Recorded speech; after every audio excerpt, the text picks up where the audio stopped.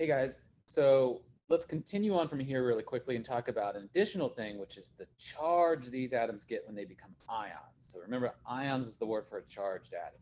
So it all has to do again with the columns and how many valence electrons they have. So if you remember, we just did valence electrons. These guys all have 1, 2, and then column 13 has 3, 4, 5, 6, 7, and 8, with the exception of helium, which has 2.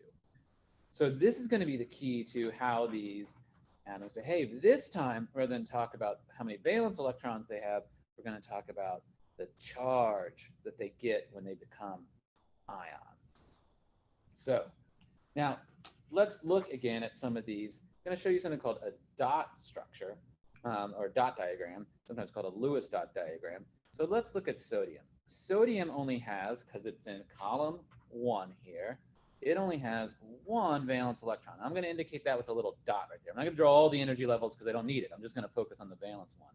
So all atoms want to get their outer shell full to 8 or to 2 if you're talking about helium there. So to get to their outer energy level full, sodium can either give up this 1 or gain 7. And it's easier to give up that 1. So it kicks it out. When sodium kicks that electron out, it has 1 more proton than electron. So sodium gets a +1 charge. Everybody in column 1 is going to be in that same situation. They all have 1 valence electron, and it's easier for them to kick out 1 electron rather than gain 7 more. So all of these guys in column 1, they kick out an electron and they get a +1 charge. So if you look on this chart here, everybody here gets a +1 charge in this column when they become an ion. In fact, that's what this number right here is. So the little number in the upper right, that tells you the charge they get. They all say 1, they get a +1 charge. Now, the one exception is hydrogen. If you look at hydrogen, and it's really hard to see it, it's so tiny, that's actually a plus or minus. So hydrogen's kind of special there. It can go either way. It can gain an electron and become -1, or it can lose an electron and become +1. So all of the guys in column 2, let's look at beryllium as an example. Beryllium has 2 electrons in its outer level, 2 valence electrons. Again, it would like to get to a full outer level there. It can either gain 6 or it can kick those 2 out and drop down to the next energy level. And so that is easier. So everybody in column 2 here, they have 2 valence electrons, but they give those 2 electrons up. And actually, let me jump back here for 1 second. If beryllium gives up its 2 electrons, it will now have 2 more protons than electrons, and it will get a +2 charge there. And so everybody in this column gets a +2 charge. And you can see that written on everybody down there, the charge they get. Once again, these transition ones, they get more complicated. You can see, actually, if you look in those numbers, what are all those things mean? Well, those are possible charges that they can get there.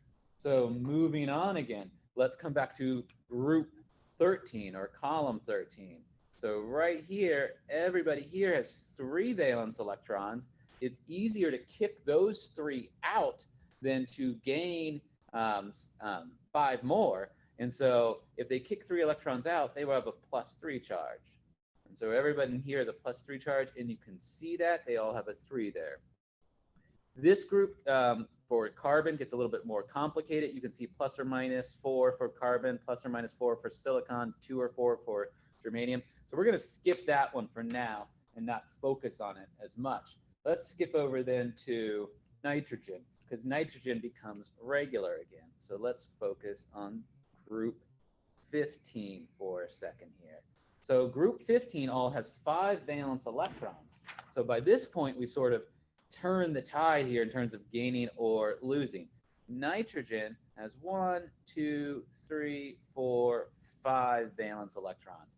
It wants to get its outer energy level full. It can kick out those 5, or it can actually gain 3 more. And it's easier to gain 3 for nitrogen than to kick out 5.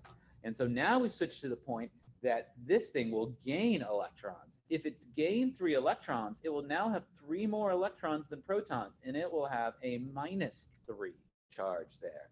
So now we've switched to them having minus charges. So everybody in group 15 has a -3 charge. And you can see that in the upper right. It says -3, -3. Notice it gets a little bit more complicated at the bottom, but we'll sort of ignore those cases there. Everybody in group 16 here, they have 6 valence electrons. So it is easier for them to gain 2 than to kick out 6. So everybody here, since they've gained 2 electrons, will have a -2 charge. And then finally here, let's come over to group 17. Group 17 has 7 valence electrons. It's easier for them to gain 1 rather than to kick out 7. So everyone in group 17 will get a -1 charge there, and you can see that in that column. The last thing to think about here is the last group here. These guys are what everyone's trying to be like, the noble gases. They're the cool guys. They're already happy. They already have their outer energy levels full, so they get no charge, which means they do not form ionic compounds that we've been talking about. They will not get charges. So because these guys become positive, groups 1, 2, and 3, and these guys become negative, groups 15, 16, 17, these guys like to join up ionically with these guys.